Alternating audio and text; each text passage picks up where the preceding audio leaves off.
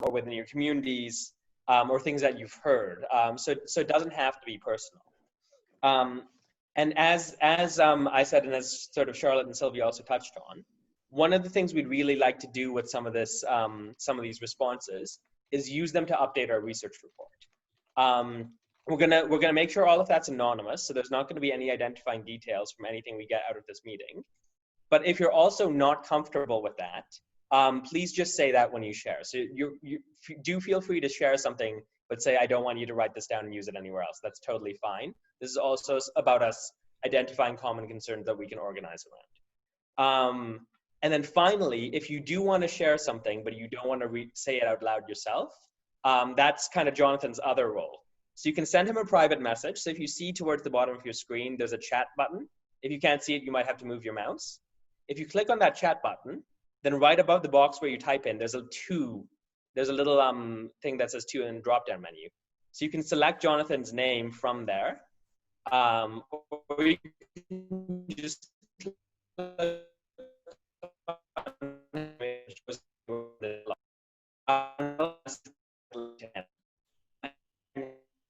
there's later or so there are ways to share. So to give you a second the question, then we're going to take about a minute. Impact of being female during lockdown.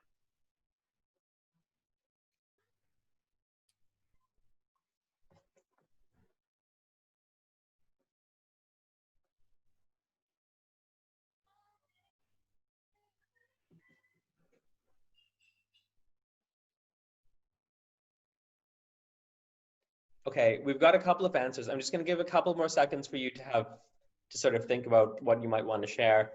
And then I'll go in the order. So Sylvie and then Rosemary, just in a little bit more.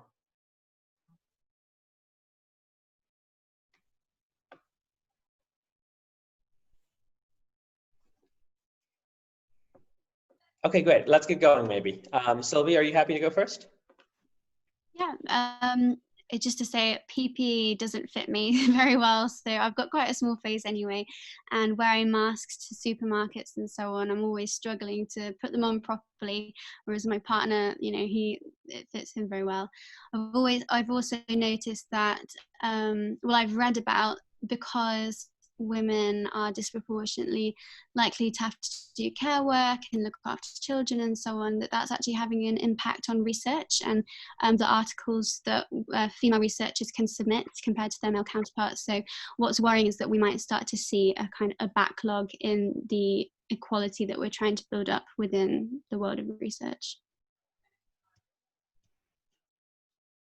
Right, thank you, Sylvie. Rosemary? Hi, I suppose it's something of a reflection on my own sort of personal experience rather than anybody else's, despite the dog collar. So I'm a lone parent. I'm also LGBT. And so I've been for the last 4.5 months on my own with 3 children because we had to isolate beforehand because I had been to do last rites with somebody who I now realise was presenting with COVID, and I ended up with symptoms. Basically is the way that I think, that needs to be considered is the way that it's affected single parents at this time. So for example, my partner lives in Gloucester, so we haven't been able to bubble, so I haven't been able to see her in weeks. So I've had no emotional support, other than what I can get on text and video. The children's father has been able to not come because he lives with his parents after the divorce, and so they're isolating, so they haven't been able to. The financial pressure on top of that is that having to buy tech, having to source study guides. So for example, my eldest child is in 6th form, and so a media studies study guide that would usually be £20 to £25 was suddenly £65 to £75 because of the limiting. So I think maybe there needs to be a recognition of that, that female single parents are affected by this because of the fact as well that the way that maintenance and that is handled by the government is disproportionately stacked against them, as well as has been highlighted by gingerbread and things like that. Mm. Thank you. Yeah, there's a lot there, and I think one of the key things across all of those things is the way these different elements compound, right? It's Yeah. never just one thing. No, and it's trying to support. So you try to support the children emotionally, but you're also trying to support yourself emotionally while trying to hold down a job. And in a very male-dominated area, I've been lucky. I have a very supportive bishop and archdeacon and things like that. But I would imagine in other areas where people are working as religious workers, quite often husbands have wives to look after their children and things like that. So it might be something that is also quite nuanced to religious workers as well. Mm-hmm. Right. Thank you, Rosemary. Can we go with Christina?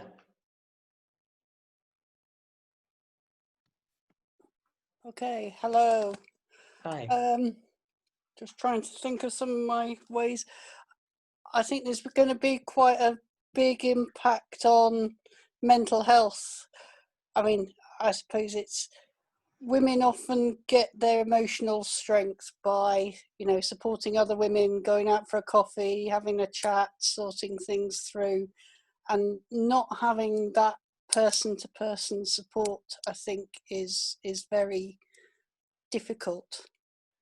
I work in a hospital, and I think the stress created by COVID is going to have long-term implications. Anyone who's worked in a hospital with COVID will,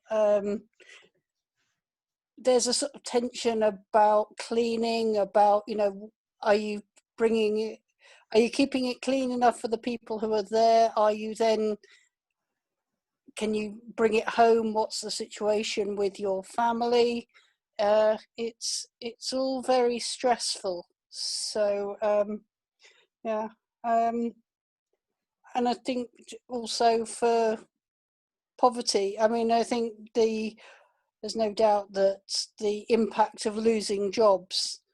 Yes, there's been more shop work, but so many other jobs have been lost almost at a stroke, and I wouldn't be surprised if that impacts more on females than males.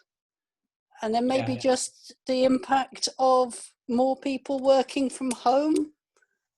So that, I mean, I'm lucky. I can be in one room, my husband's in another room, my daughter's doing PhD in another room, but not everybody has that luxury of having enough space to be able to do what you need to do. And also then, you're around each other more, and then there's also the household tasks that you've got to work on as well. And, how much is that shared? And I suspect that ends up with more tension in households because it's, and people can't get out as much to, take a break. At that time when you could only take an hour for exercise, where people might have escaped from challenging situations by getting away from it, that hasn't necessarily been the case. And especially for people who don't have access to green space, living in flats and that sort of thing, and inner city areas. So that's a few of the things. Yeah, thank you. Again, it's kind of really, really layered stuff, right? That overlap in different ways. Christina was the last name I had in the chat. Did anybody else have something that kind of immediately came to mind, or that they want to respond to any of that?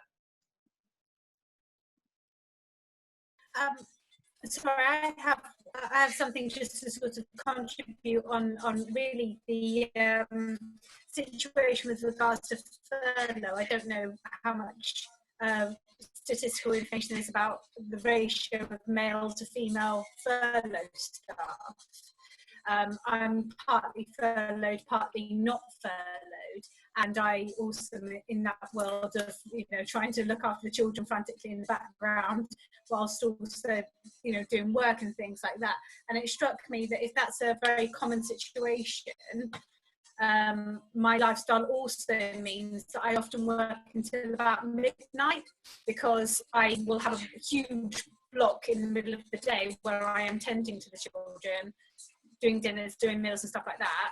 And so I'm burning the candle at both ends. And that seems to be quite a big effect just on my lifestyle. I'm not a lone parent.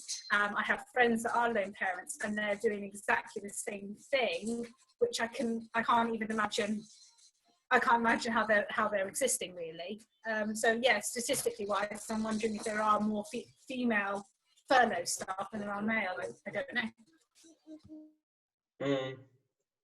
Yeah, and I think there's you know, all the gendered effects of universal credit that have sort of been well researched. Then, you know, if you don't fall within this furlough scheme, and then, you know, things are managed on a household level. So both the fact that women are sort of more vulnerable if you're in part-time work or something, and then you fall below the threshold, there's not really a livable amount on your 80%. And then the alternative is also quite constricting. That can be quite tough. Salma, you shared some good things in the chat. I was wondering if you were happy to say something sort of in the conversation. Yeah, hi everybody. I'm so sorry I was late, because I said the other meeting that I was in overran. So the question was, what have you noticed about the impact of being female and lockdown? So in the line of work that I do, I can definitely say it's been the increase in domestic abuse towards women, because they're in their homes, they've got nowhere else to go, they don't have that time to either confide in a friend or a relative, or they don't have that small amount of time when their abuser is out of the home where they can actually call somebody for support. So that would be my first response to that. Secondly, myself as a woman working from home, and I think as Emmeline said, my husband is also working from home. So it's been kind of a shared burden, so to speak. We've got 3 children, and we have actually managed to share out everything in the home, because we are all in this together. It shouldn't be just my responsibility to be cooking and cleaning and washing and working. But in terms of, for me, I think it's, in terms of my job as well as a woman, it's been the interaction with people that I have actually found quite difficult. I've definitely been obviously more attached to the laptop and Zoom meetings, etc., and Zoom gatherings, especially over the month of Ramadan. That was very difficult. But I think I can only, again, speak for myself, and I genuinely feel that I don't have it, thankfully, as bad as I know a lot of women out there have it. Because if you are, you know, if you don't have an outdoor space, for example, something as, you know, as simple as that can be extremely hard for you as a woman. If you have children, if you don't have children, because we can't be make that sweeping statement that we feel that, you know, we think that all women have children. They, you know, all women don't have children. So even just having that outdoor space, and I think that's something, obviously men as well, but specifically for women, just having that space and that time away with your support network is crucial. And that was missing at the beginning. And now, as the guidelines are relaxing somewhat, that's been a bit easier. Yeah, I mean, care work's such this sort of, you know, slippery thing where this idea that kind of everybody can stick in their household and be autonomous is just, it's really not the model for so many people who rely on these kind of support networks, right? Exactly, yeah, because again, with the work that I do, I know that there are women who are living in the, you know, high-rise flats. They are homeless, and they're having to deal with living in temporary accommodation, and they're trying to feed themselves. They're trying to feed their families if they've got children, and I think it is a lot going on out there for women to deal with it all. Yeah, thank you. Salma, just out of curiosity, what work do you do? I work for a local MP in the constituency office. So you can imagine, since March, when we were all in lockdown, our caseload has rocketed. But I also do feel really pleased that we are in a position where we can help people. Yeah. Which help and and then support the them. tension between who do you help and stuff is tricky. Yeah. Kay, did you want to share that with the group or? Yeah, I was just going to. I mean, I work at the University of Essex, and I am working from home, but I've still been able to maintain my pretty standard 9 to 5 hours. But some of my colleagues are starting at, for example, 6 in the morning, or working 6 till 9, and then doing the remainder of their work in the evenings, or working at weekends, so that they can be effectively full-time parents as well as working. And the mental health for those colleagues, because it is predominantly females who I know that are doing it, they're getting no time for themselves, and the stress that they're putting themselves under to also be the perfect teachers to their children. I think some of them are finding, one of my friends in particular, she struggles, she's got a 3-year-old, and people say, oh, just Zoom and turn your camera off, but the minute he senses that she's Zooming, he's there. So she's finding that very hard, but she is working very early and very late, and finding that it is having a real impact on her. So it's just that, but that's more anecdotal rather than from myself, because no, I mean from our communities and our networks is also really valuable. But I was interested in what Sylvie said at the start about research, because there was a lot of work done by some of the academics at the University of Essex saying that the research coming forward from females is just going to be non-existent, and particularly in the STEM areas. Women have fought so hard to be recognised, and unfortunately we're kind of taking a step backwards at this time, because they just cannot do the research as well as working, and other impacts on them, on their day. Yeah, totally. Thank you. I'm aware we've just got just over 5 minutes left. And I was just wondering, because one kind of theme that we're exploring in this work is, sort of misogyny as a hate crime. I was wondering if anybody had come across any concerns, again, around being female during lockdown, but particularly with regards to safety. And if not, that's fine. We can continue the conversation as is, but I just wanted to see if there was anything that sort of fell within the theme of safety in particular.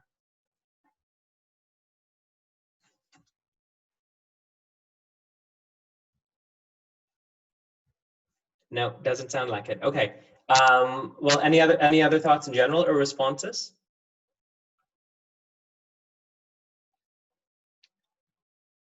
It might be nice actually to hear from, I know we've got a couple of the men in the group, and we shouldn't be siloing this as women's issues, right? This is a sort of, Salma, you said we're in it together.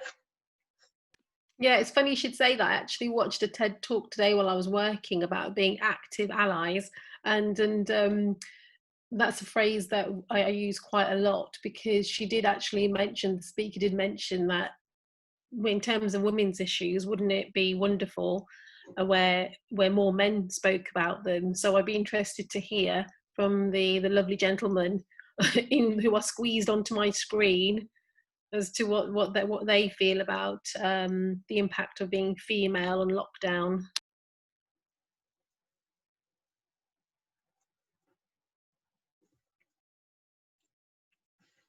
Gents, any thoughts?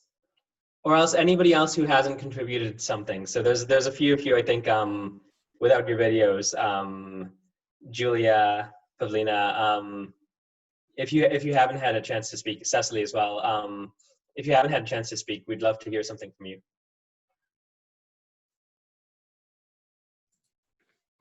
Hello, is it okay if I come in? Yes. Yeah,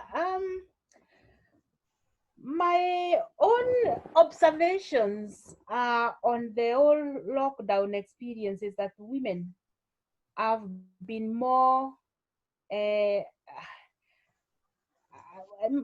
thoughtful and actually outgoing in terms of trying to try things to keep themselves well. And I say this because we have been having regular meetings through Zoom, and to engage men in it has been has not been very easy, but we found that women are okay or quicker to Zoom in. In other words, they want to know more how others are coping, so that they can start using the same techniques, as opposed to what I have observed with men. Mm-hmm. Just an observation. And of course, the whole thing on domestic violence, being on the media as the figures rising. So at some point we didn't have a session where we just allowed ourselves to talk on domestic violence. And that allowed women to freely share what their experiences were. But of course, out of that, what we were aiming to get was to share information about the support that is out there. But actually, out of that, what we realized as well was that it was not only, even men were experiencing, some sort of violence. Mm-hmm. So it was like in the homes, there is that element of instability. There is chaos. Yeah. But for women to come out and share that, we found it very, very useful. But also to hear men who are going through it was, especially from the communities we work with, was an eye opener. But then again, that is what we were encouraging people to do, to share their experiences and then post them or talk about the services that are out there to support. And Cecily, if you don't mind me asking, what sort of stories were being shared? It was, some actually petty things would trigger some hefty emotional and physical reactions. And I call petty things as simple as, exchanging or somebody asking for something or asking a question, and then that would build on to something bigger. Something that you do not have expected to amount to the level of violence that was being described by some of them. Right. Mm-hmm. Okay, thank you for sharing. We've just got a few seconds left, so I think I'm just gonna wrap us up here. Say thank you to everybody for the really thoughtful discussion and for sharing some personal experiences. So we're gonna kind of go back and talk about, what's gonna be done with this a little bit more, and we're gonna get an update from the Fawcett Society as well, who've been doing some campaigning work on this. Thanks, everyone. Farhan, who's gonna feed back for us? That is a good question. Who's happy to do that? They don't have to recap everything, just pull out a couple of key points maybe.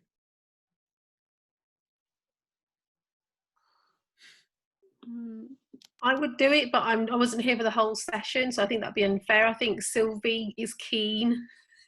How about we do it? How about we do a tag I was trying to team? remember everything. Pardon? How about we do a tag team between you and Selma? So Selma can pick up, and then if there's anything she's missed, you can fill in the gaps. Does that sound all right? Yes, let me take a picture of our chat really quickly so I don't forget anything. All right. Cool. Selma, does that sound okay to you? Yeah, I'm happy with that, yeah. Sylvie Okay, can thank lead. you. Want me to lead? Okay. Oh gosh, pressure. Mm-hmm. It'll be fine. It'll only be a couple of minutes max. Yeah. Great. See you all in a minute. One word to describe how they're feeling. And I'll come to a few people to explain their feeling.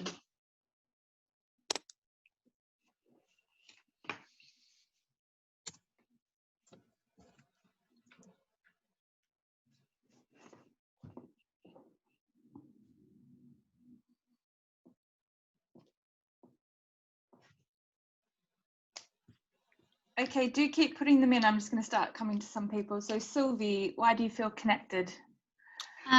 It was just so lovely to see so many people from different organizations coming together, and just to have the chance to really talk through all of these issues and bring them, because I haven't actually been part of these series so far. I've been graduating and like bunking off and stuff, so it's been really nice to see people again. Important things. Pardon? Important things though, graduating and bunking off. Exactly. Trying to enjoy what little sunshine we have. But yeah, it's just been nice to have everybody together and to hear about all these issues collated into one space. And also I thought Bea was fantastic, so it was lovely hearing from her. Bea was fantastic. I could have listened to her for hours.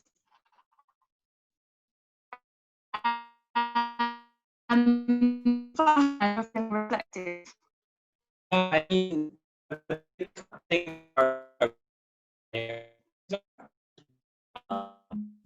and we're doing some really good campaigning work, but it's like, you do one thing and there's 6 others. I'm just feeling that right now. Yeah. Rosalind, she was so inspired, she left. I think I was so last minute because I was meant to do it last week and got sick. And so, conscious that I kind of pulled people in later than they should, and how that's reflected, and also how that reflects like the diversity of women's experience. Those are my feelings. Mm-hmm. Jim, you said the importance of critical reflection.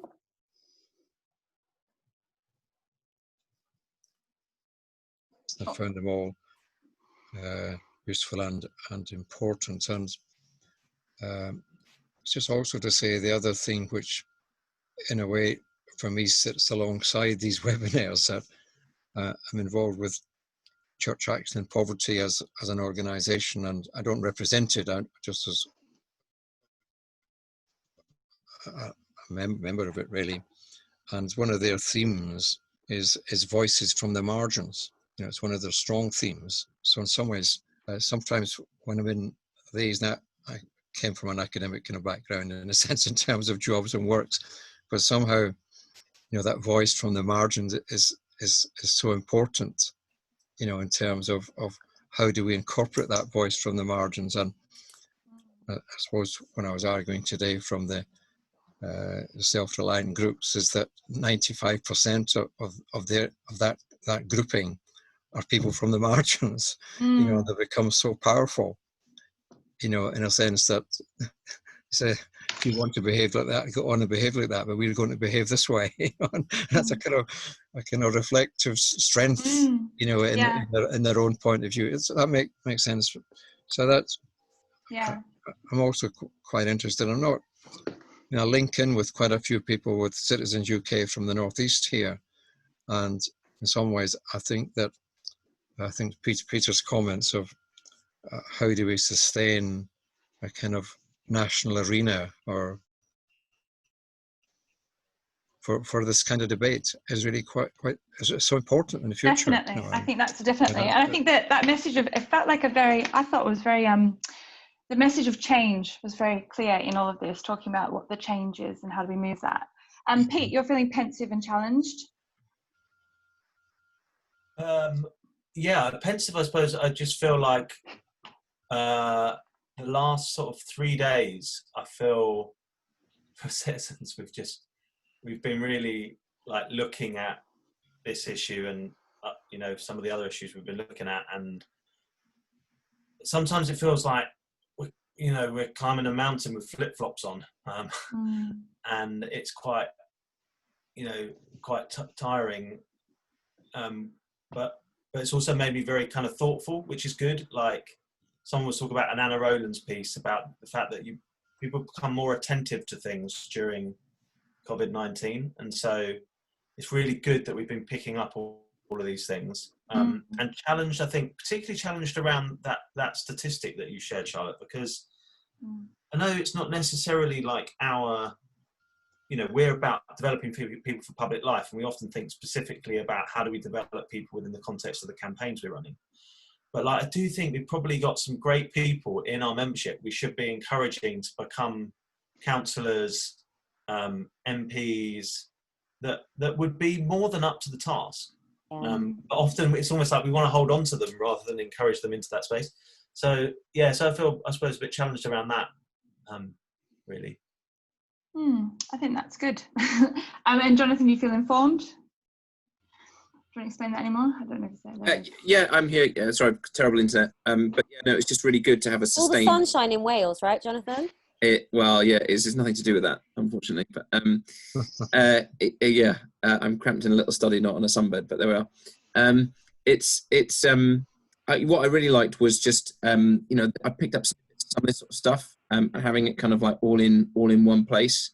The presentation you did, Charlotte, with the kind of various different clippings and headlines about the different aspects of this was really good to have in in one place. So that's what I meant about kind of informed. And then the stories people shared in the breakouts were good as well.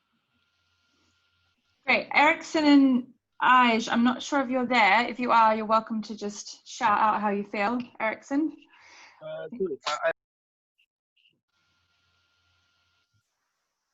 Feel free to jump in at any time anyway. What worked well about the session today? What worked well about the webinar, do you think?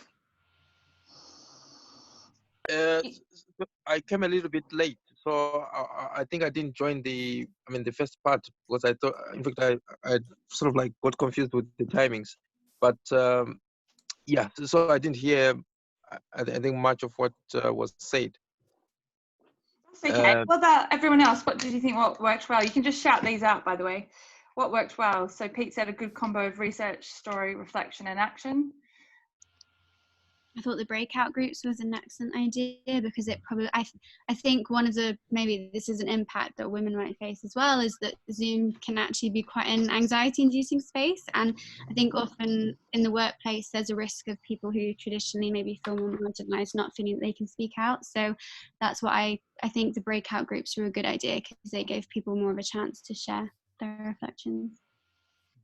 I just say, I'm still thinking about it, but I think it's quite important that in a session like today's, that the input time is not any longer than it was today. And in some senses, I suppose my sway is that 75% of the time allocated today might for me been a bit better, in a sense that we also get kind of formal lectures happening on Zoom now, and you go prepared to listen for 30 minutes, if you understand what I mean. But when it's an input that's to contribute to the dialogue, with the small groups, then I think it's quite important for these to be quite sharp and quite focused, and accept the limitations of people who are coming to the ideas for the first time. And I found that one or two things. Well, what was that about? What was I thinking? There's quite a lot to take in, too quickly. So that's helpful. Yeah, did everyone else feel like that? Because Pete, you kind of, and we can come on to this, but what do we think of the breakouts? Because there are nice small groups.